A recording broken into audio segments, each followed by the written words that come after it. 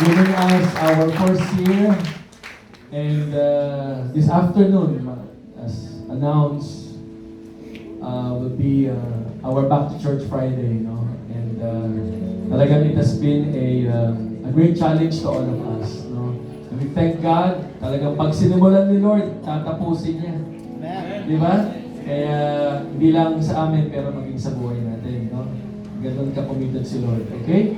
So, welcome natin yung ating mga VIPs. Mas maganda yata nandito yung Christmas tree. Joke lang. Wala na kasing tao, wala yung tao doon. Okay, let's welcome James, invited by Gary. James, pwede ka tumaya. Please come, James. Okay. JR, invited by friends. Okay. JR. Meron pa? Okay, anong name? Shalom? Rachel. Rachel, okay. Sino nag-invite sa'yo? Okay. Si Rachel. Welcome. Sino pa? Please. Yeah, please. Okay? Karina. Okay, invited. Si Jihanna. Karina, pwede kang... Hello, Karina. Meron pa? No? Meron pa ito? Okay, patayin natin si please stand, James, JR, Karina, and Michelle. Please stand. Just want to extend our warm welcome to you. Salamat po. Welcome po natin sila.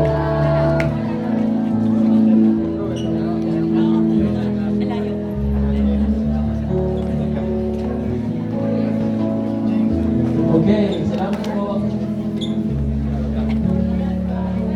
Thank you so much for coming.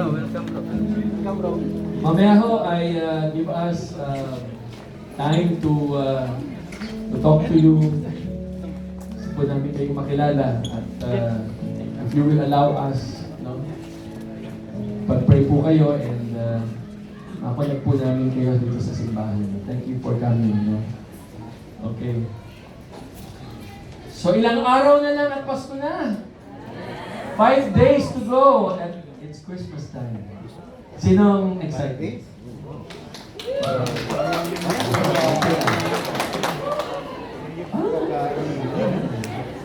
Siyempre, we thank God dahil though we are in a Muslim country, meron tayong freedom to celebrate Christmas. Di ba? At talagang nakikita ko no, sa mga post ng Facebook, kabila-kabilaan ng mga Christmas party. Di ba? Meron tayong Christmas party sa office. Di ba? Party sa flat. Di ba? Party sa mga friends. Di ba? Party sa life group. Party sa church. Grabe, katawan natin, party-party na lang talaga lahat eh. Nakakapagod na rin eh, no? So, pero masaya po, ano po? Talagang masarap magpasko, ano po. In fact, meron nga pong naka-schedule pag Christmas talaga, may mga schedule sila kung anong gustong mangyari nila the whole month of Christmas. Nakita ko po ito sa Facebook, maaaring totoo sa iba sa atin. Kaya, tignan nyo po, no? Okay, ito po yung schedule ng kanilang Christmas activities. Okay, December 15, inuman. December 16, inuman po. 17, inuman. Dire-diretso po yan. Sa December 24, malakas ang inuman yan. Okay? Tapos dire-diretso lang po 25. Sa 30, 31, malakas ang inuman. Sa January 1, check up. January 2, operation, lamay sa January 3. Yan. Ang gagaling, di ba?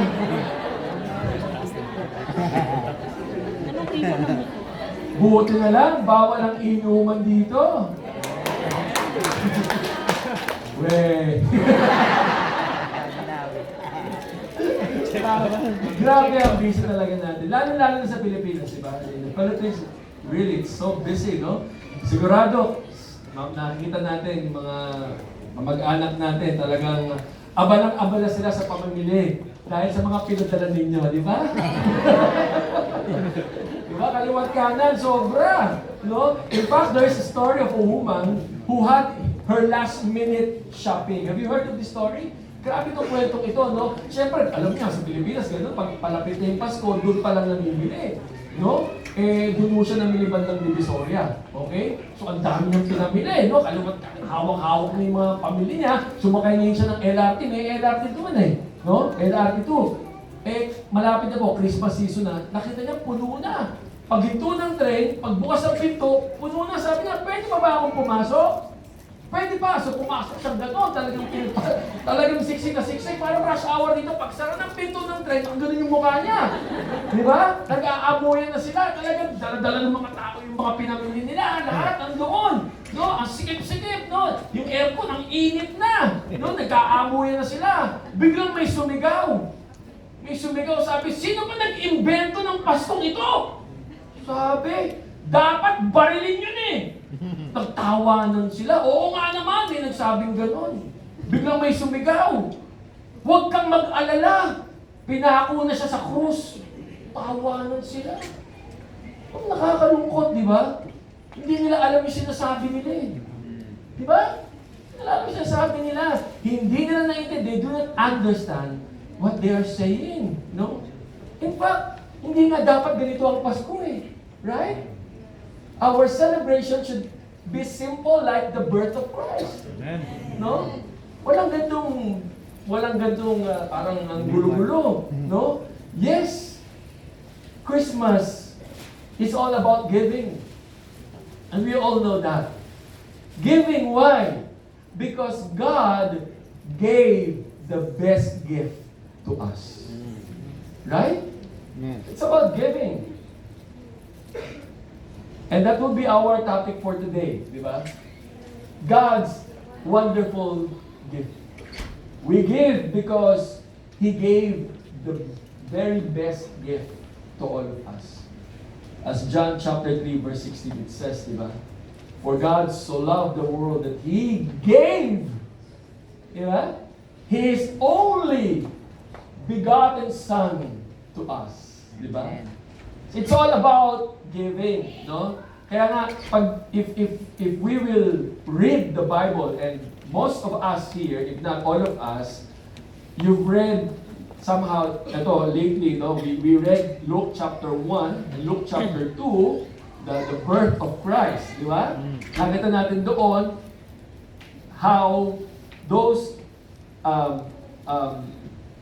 characters during the birth of Christ responded to His birth, or how they responded during the first ever Christmas day. No? Paano sila tumugon doon sa kaloob ng Diyos. No? Particularly, ito pag-uusapan natin, the wise men. How did they respond to God's wonderful gift, which is Jesus? No? I want us to read Matthew 2, verses 1 to 12. No? Follow me silently as we read this passage. So this will be our passage for tonight. So sabi dito, Jesus was born in Bethlehem in Judea during the reign of King Herod. About that time, some wise men from eastern lands arrived in Jerusalem asking, "Where is the newborn King of the Jews?" So hinahanap nila yung hari na pinanganak, yung sanggol, na ang sabi dito, hari ng mga Hudyo. Sabi ng wise men, "We saw his star as it rose, and we have come to worship him." King Herod was deeply disturbed when he heard this, as was everyone in Jerusalem. He called the meeting of the leading priests and teachers of religious law and asked, "Where is the Messiah supposed to be born?" Okay? So he was asking, no? Sunod. "In Bethlehem in Judea," they said, For this is what the prophet wrote." So it has been a prophecy, no? In fact, even during the time of Isaiah, that a Messiah will be born. So, they were reading this. This was a prophecy. No? Sabi, saan ba panganak? Sabi, according to the prophecy, in Bethlehem. In verse 6, and you, O Bethlehem, in the land of Judah, are not least among the ruling cities of Judah. For a ruler will come from you, who will be the shepherd of my people, Israel. So long before, no, tagal-tagal na, talagang na-foretell na. It was foretold about the birth of Jesus. So ito na yun. Then Herod called for a private meeting with the wise men. He learned from them the time when the first star appeared. Then Herod told them, go to Bethlehem, search carefully for the child, and when you find him, come back and tell me so that I can go and worship him too. Plastic. Diba? Kunyari, gusto rin niyang sumamba. Diba? Ay, pag Pasko, maraming plastic talaga. Pati na tayo, Pasko na yan, diba? Kaya mamasko, yan, ganun, diba? No? Daming umiikot ganun eh. Ito, si Herod, akala mo, diba? Akala mo, anghel na siya ngayon eh, no? Okay, babalikan natin mamaya yan. Okay, tuloy natin. After this interview, the wise men went their way. Alis na sila. And the star they had seen in the east guided them to Bethlehem. It went ahead of them and stopped over the place where the child was. When they saw the star, they were filled with joy. They entered the house, saw the child with his mother Mary. They bowed down and worshipped him. Then they opened their treasure chests and gave him gifts of gold, frankincense, and myrrh. When it was time to leave, they returned to their own country by another route, for God had warned them in a dream not to return to Herod, ang bait ng Diyos, di ba? Huwag ka nang babalik, salbahin yun. Di ba? Ginagin sila ng Panginoon. So the Lord bless us upon the reading of His Word. Let's pray. God, speak to us that we may understand the real reason for this season. In Jesus' name, amen and amen. So again, how did these men or wise men anticipate the coming of this wonderful gift? No? Or should we say, how did the wise men anticipate the coming of Christmas? Okay? Paano sila naghanda? No? Paano nila talagang sabihin natin pinaghandaan yon? So, well, the wise men responded to God's wonderful gift with, number one, with a joyous heart. Okay? Number two, with a zealous heart. And number three, with a generous heart. Praise God, no? So, kamustahin mo ang puso mo? How's your heart today as we about to celebrate Christmas? Sabi mo sa katabi mo, kamusta ang puso mo sa Pasko? Kamusta ang puso mo? Kamusta ang puso mo? Okay, sige. Pag-aralan natin yung puso ng mga wise men. O number one, they responded with a, number one, with a joyous heart. Okay? Sabi doon, after this interview, the wise men went their way. The star had seen in the east, guided them to Bethlehem. It went ahead of them and stopped over the place where the child was. When they saw the star, they were filled with joy. Okay. We do not know much about these wise men. Okay. The Bible calls them the Magi. Okay. Hindi po three kings. Okay. Sabi mo sa tabi mo, walang three kings. Invento lang yon. Saliksingin mo ang buong Bible, there is no such thing as three kings. It was mentioned here is Magi or wise men. Okay? So, clear tayo doon, ha? Okay? So, wise men ang mga tao doon, binanggit dito. So, according to wise men or the Magi, they were philosophers. They were scientists, astronomers. They studied the moon. They studied the stars. they are wealthy, they are well educated, mayayaman, aral ang mga ito, no? So, well, in short, they are wise. Anyway, yun nga po tawag sa kanila. Kaya nga, sabi ko, we can learn a lot from the wisdom that they display in the Christmas story. So, sabi nga, we were told na they were longing to see Jesus. And for them to find Jesus, kailangan nila ng guide. So, ang star ang naging ways nila. No? Yun yung pinaka paraan nila for them to reach Jesus, no? Sabi nga, di ba, it so happened, King Herod learned about their visit. So pinatawag sila, ito namang mga wise men, wala naman sila kaalam-alam, all they wanted is to see Jesus, di ba? So sabi nila na, we want to see Jesus, the King of the Jews. Okay? When Herod heard that, ang sabi doon, he was disturbed. Deeply disturbed. Why? He was disturbed because, alam nyo kasi ang Judah, invaded sila ng Roman eh. Di ba? They were under Roman Empire. So ang hari si Herod. Siya lang ang hari.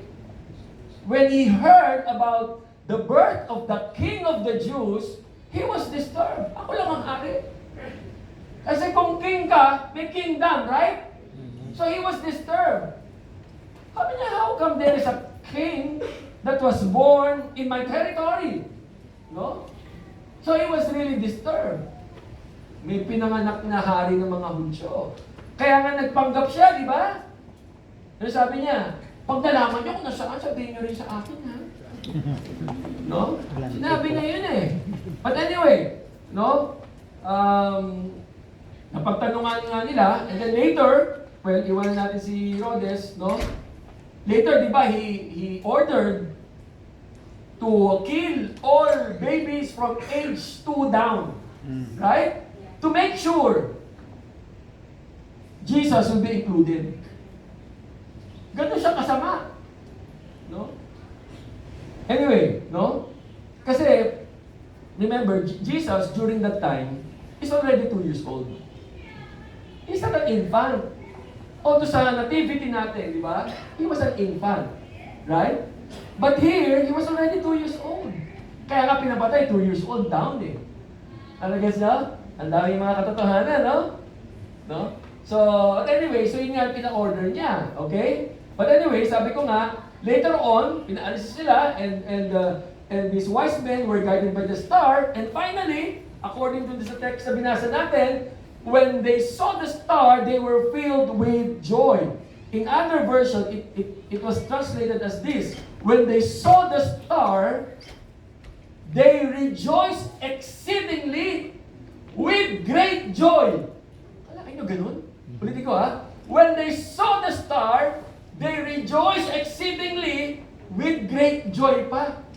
Alam mo yun, ang saya-saya mo na, ang saya mo pa sa loob. Paano yun? Diba? Kasi ang saya-saya mo, pero malungkot sa loob. Ang pangit, di ba? Ito talaga, sure. But anyway, parang ang kanilang picture here, when they saw the star, para silang nanalo ng gold sa SEA Games. Para sila ng champion. Di ba? Just try to imagine, di ba? When they saw the star, no? Imagine why. Because they traveled from the east going to Jerusalem. That's estimated 800 to 900 miles. Ganun kalayo. Kaya nung finally, nandun na, this is it, no? This is the fulfillment of the prophecy. Tayo yung unang mag-witness, no? In fact, faith brought them that far. It was faith to the child. It was faith to the Messiah that brought them that far, no? Pananampalataya din eh. No? That's why they are so excited because for the very first time, from the time it was prophesied by Isaiah, alam niyo yung excitement nila. Talagang kinakabahan sila. Alam niyo yung siguro ganun eh, di ba? yaya pa sila, nandito na tayo, kahit di pa na nakita. Nandito na. Dito na, ganun siguro. No? Tuwa-tuwa sila. Di ba, have you felt so excited in your life? Ha? Do you remember the first time na uuwi kayo sa Pilipinas after so many years of being away? Uuwi ka ng Christmas Day? Di ba hindi ka makatulog? Di ba yung nandiyo ko muna sa aeroplano? Pinaplano mo na, di ba? Kung dyan na, tapos, okay, in 1 hour, we're about to land to Manila. Di ba? Tulog, di ba? At pag-land ng aeroplano, di ba, yung excitement mo, at dahan-dahan nang magpa-park yun, nakatayo ka na, di ba? Sabi niya, baba na, upo muna ako. Sabi niya, upo muna, hindi. Walang uupo, di ba? Nakatayo sa sobrang excitement. Parang nakatayo ka. Kulang na lang ikaw magbukas ng pinto talaga, di ba? Ako na mag-volunteer, di ba? Parang gano'n. At hindi na magpapalakpakan pa, di ba? Woo! Di ba, palakpakan nandito na tayo, di ba? Ang lakas pumalakpak, lalo yung mga lumaya. Okay, palakpakan sila. Tapos paglabas, di ba, yung andun na, yung unahan na sa immigration. Ano sa immigration, ang haba ng pila, di ba? Yung kahit naiihikap, ipigilan mo, di ba? Tapos paglabas mo ng immigration, hantahin mo yung baggage mo, lahat yan. Walang mabigat, isasakay mo, at dahan-dahan mo lang itutulak palabas. Ayan na. Paglabas mo, nandun na yung mga tao. Mama, nagkakawayan na, Papa, di ba? Andun na, tutulak mo. Kakaway ka ng ganon. Pero napagka, kasi sa unahan mo, pagbangga mo, nagising ka.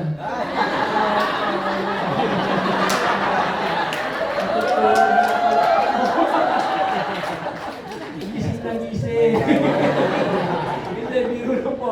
Diba yung excitement natin, di ba?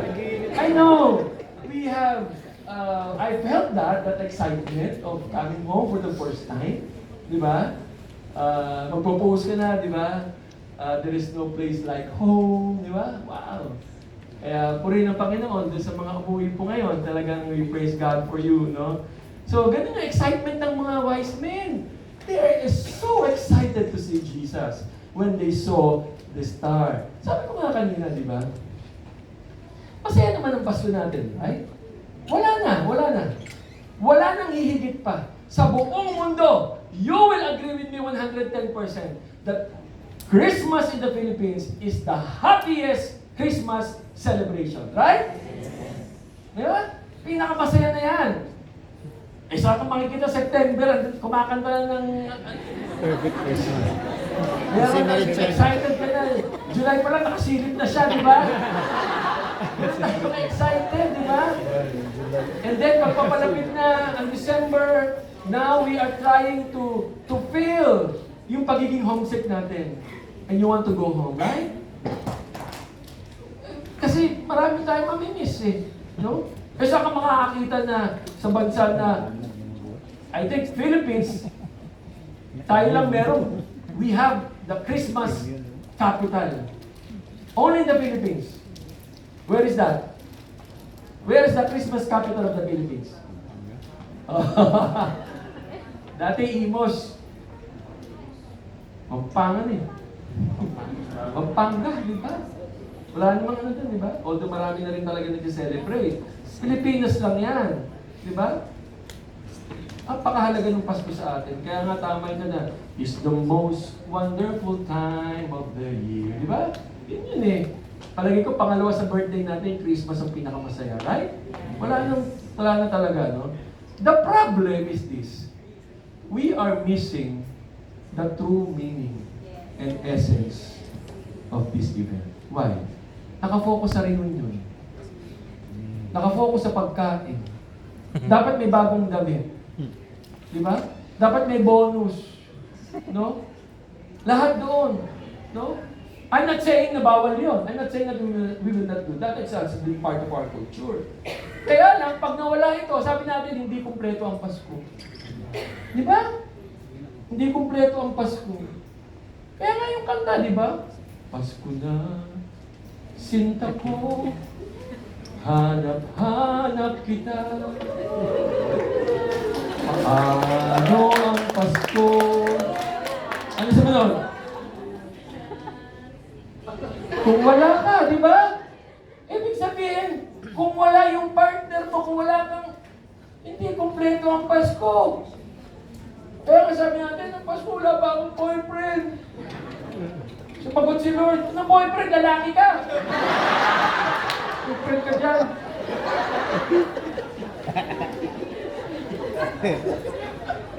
So nalulungkot tayo ngayon because of what has been our practice in celebrating Christmas. O another thing, nagiging sad tayo sa Christmas. Why? We bought a lot of gifts. Diba? Namigay tayo, oh, Merry Christmas, bro, sis, hindi ka nabigyan, masama ang loob mo ngayon. Thank you lang, diba? Nag-exchange gift. Ang usapan, 50 dirhams and up. The exchange gift napunta sa'yo, 12 dirhams lang ito. Feeling mo, day to day, usapan, walang bibili mo eh. So, sama na loob mo ngayon, di ba? Sana ako sumali dyan. Yung pangit ang Pasko mo ngayon. Kasi feeling mo, unfair, di ba? Yan ang nagagawa ng Pasko sa atin kapag hindi tayo nakafocus sa tamang kahulugan ng Pasko. Amen? Di ba? O, baka maraming nag-Christmas party sa atin dito. Baka hanggang ngayon, kinikwento mo sa flat week na yan, lugi ako nung sa pinili ko. Di ba? Malungkot ka hanggang ngayon, di ba? Kaya instead of being excited sa celebrant, parang ano yan, party, parang birthday party. Can you imagine na ikaw, it's your birthday, nag-invite ka ng mga friends. And during the party, nobody greeted you. Up to the very end of the party, hanggang nag-uwian na, nag-take out pa. Ay, may ano kami. Di ba masakit yun? Ganun nangyayari kag Christmas. Siyempre, magbubukpo ka. Sa Christmas, it's happening. With all the celebration that we have, we forget the celebrant. Kaya maganda nakafocus tayo. Of course, all of us, maybe some of you will be celebrating your Christmas for the first time apart from your family. I know we understand the feeling. May lungkot yun. But as long as you are focused to the center of the celebration, your Christmas will be fulfilled, will be complete. Kahit walang regalo. Some of you will be working during Christmas Day. Oh, saya namin. Hindi pa kayo nangyari. Tumawag ko na iwan sa opisina, di ba? Balikan mo na lang yung sermon ni Pastor John. Right? Objective and right motive. No, seriously. Some of you will feel that way. And we understand. We feel for you. But sabi ko nga, we can focus. This will help us. Somehow, ma-ease yung ating kalungkutan in this celebration. No? Walang regalo, okay lang. Di ba? Walang sahod pa, okay lang. Ganun eh, no? Can you tell the person beside you? Huwag kang sad sa Pasko. Sige, sabihin mo. Huwag kang sad sa Pasko. Hindi mo naman birthday. Okay?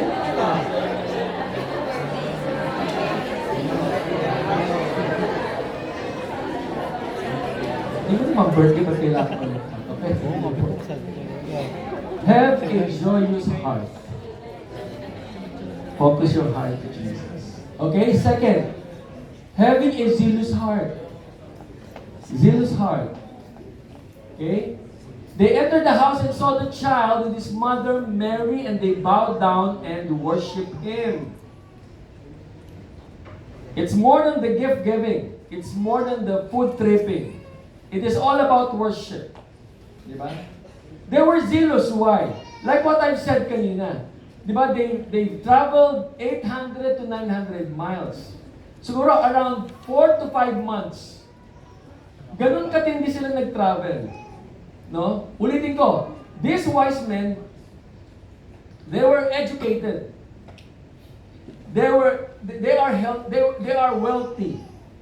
Aral, may kaya sa buhay, no? But they are willing to give up the comforts of their homes for a long and tough journey because of this zealousness to find Jesus and to worship Him. Imagine, 4 to 5 months, walang aeroplano, no? They will cross the desert. Remember, this is not winter season. Remember, December 25 is not the exact birthday of Jesus. Hindi natin alam. Baka nga tag-init pa yun eh.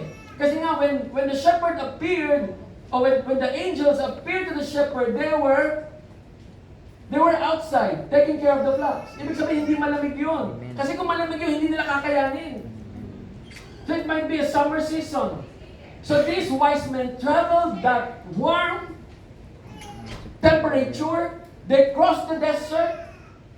And they will only travel during the night. Why? Because they are following the star.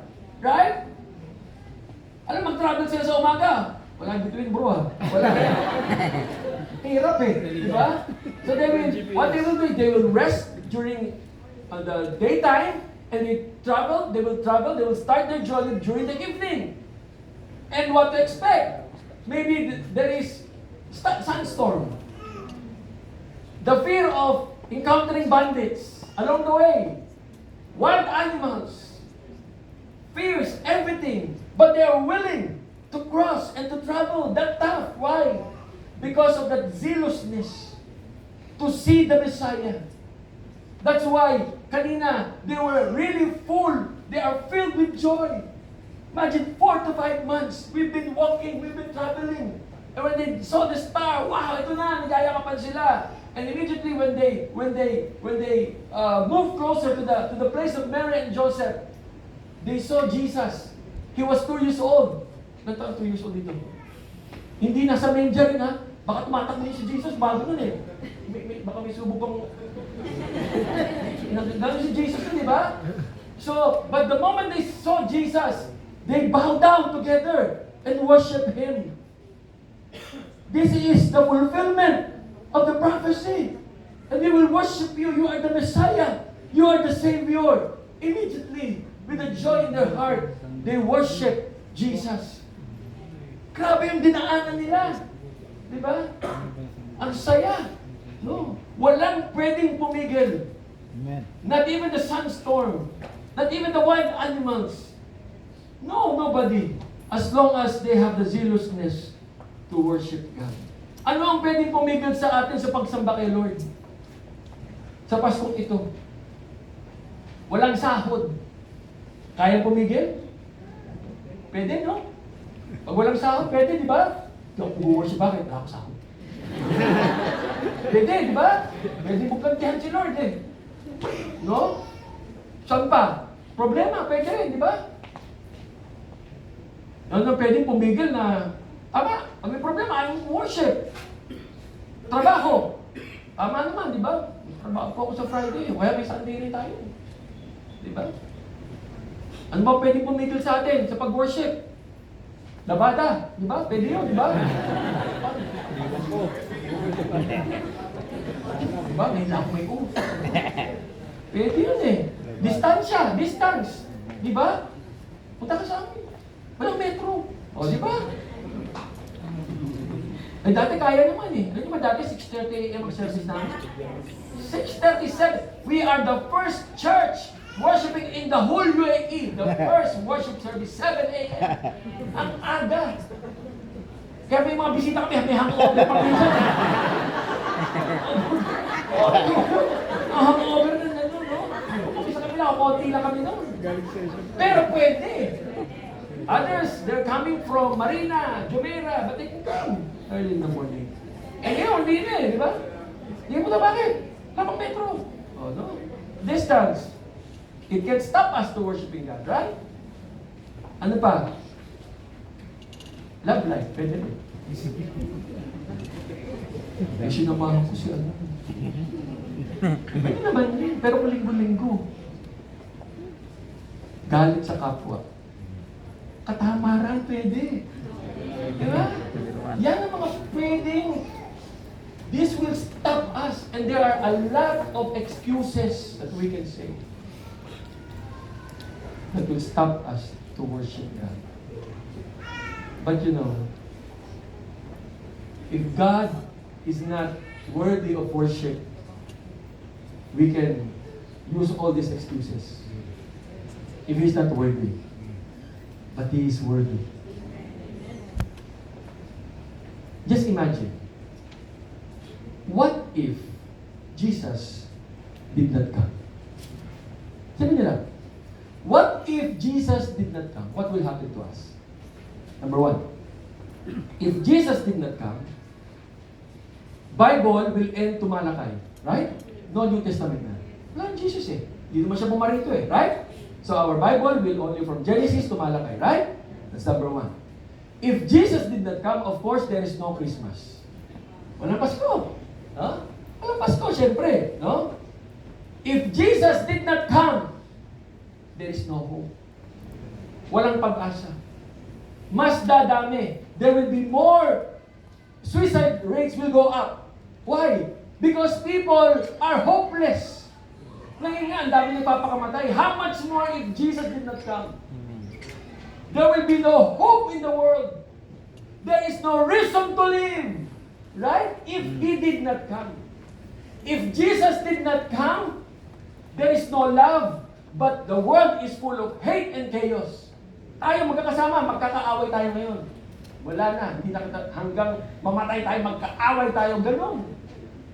Right? Diba? Why? Because there is no forgiveness. Nobody exemplified to us how to forgive. And that is why if He did not come, there is no forgiveness. Ngayon nga eh, nandito na si Lord, ang hirap mo pa magpatawad eh. How much more if Jesus did not come? Right? And if Jesus did not come, there is no Harvest Point City Church. There is no Pastor Joy. You have no life group. Yung katabi mo. Tingnan mo. Sabi, kaaway pala kita dapat. Kaaway dyan. May Pasko.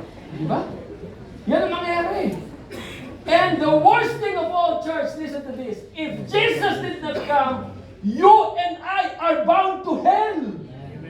That's the worst thing. Impierno. That's your destiny. That's my destiny. Eternal separation from God. But praise God, there is Christmas. And that is why He is worthy of worship. Because of that first Christmas Day celebration. Now tell me, is Jesus worthy of our worship? Amen. Walang dahilan para hindi natin sambahin siya. Even if you don't feel worshiping Him, amen. Even if things are not going well with you, you worship Him not because you have to, but because you want to. Because worship is not all about you, it's all about Him. That is worship. And these people, they are zealous. Daanan na namin lahat ang pwedeng daanan. We just want to worship the child. Not an infant, he's a child. And I pray. Alam nyo, ang saya sana na kumisimpang gabi tayo. Kasi sa Pilipinas, we have simbang gabi sa church. Just to to help refocus the people. That every morning, we will worship God first. Kasi alam mo, marami activities eh. Dati meron tayo Christmas Eve worship eh. We didn't plan this year, but next year balik natin. But again, that's how we see how we can anticipate Christmas. Worshiping our God. So lastly, not just having a joyous heart. Share. Having a zealous heart to worship Him. Lastly, with having a generous heart. Diba? They opened their treasure chests, gave Him gifts of gold, frankincense, and myrrh. Okay? So, the wise men, when they reached the place of Jesus, after worshiping Him, meron silang regalo. Baliktad, di ba? Hindi yung, ay, namamas ko po. Namamas ko. Ninong, hindi ganun eh. Sila yung nagbigay ng regalo eh. Hindi sila yung, ang dahil na nilakbay namin, wala pang chibugan dito. Di ba? Hindi ganun eh. Hindi ng objective nila eh. They didn't come to get something from Jesus. They came to show gratitude, to show love and honor, and to show respect.